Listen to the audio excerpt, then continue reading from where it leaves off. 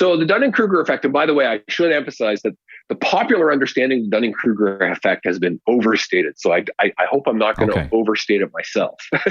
So, but basically, what it means is the basic concept is this: that people who are highly skilled at something have the skills to allow themselves to judge how highly skilled they are. And so they tend to have more accurate self-perception of their own level of skill.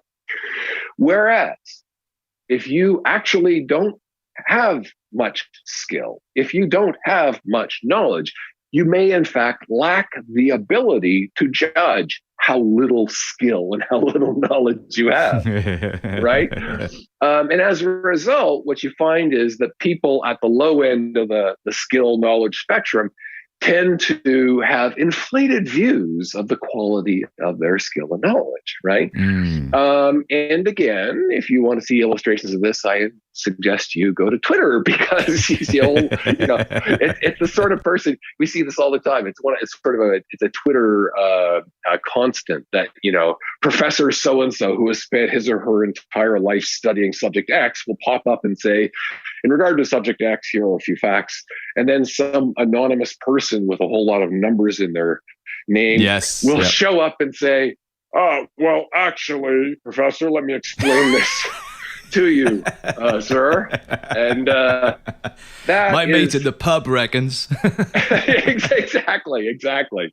And so that is, again, one of those really basic insights.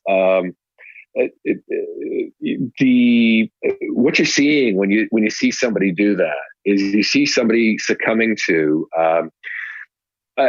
One way to think about this is the brain is like a compulsive hypothesis generator, right? You encounter some facts, some statistics, some evidence. You see something. The brain compulsively wants to explain things, right? The last thing the brain wants to do is look at a bunch of information and say, what does it mean? Damned if I know, right? The brain hates to say, I don't know.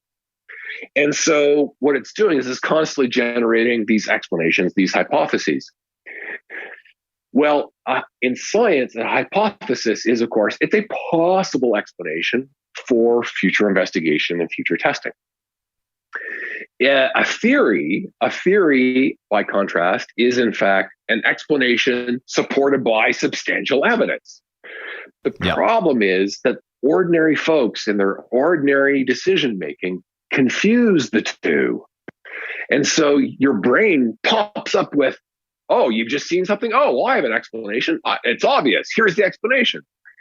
And rather than saying to yourself, well, that's a hypothesis, and it's a thank you for that hypothesis, that is worth exploring further, but it's not established yet.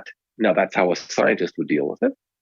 Instead of doing that, natural human decision-making is, boom, here's not a hypothesis, but a theory that is supported by evidence. This is the conclusion. This is the truth.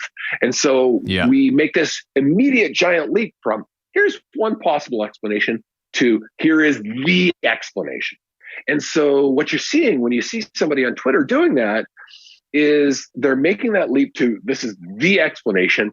And it never occurs to them to think, but are there other possible explanations?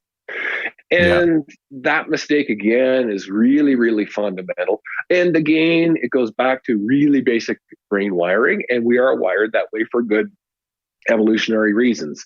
Very often it's useful and helpful, but in the modern world, also it is very not useful and not helpful.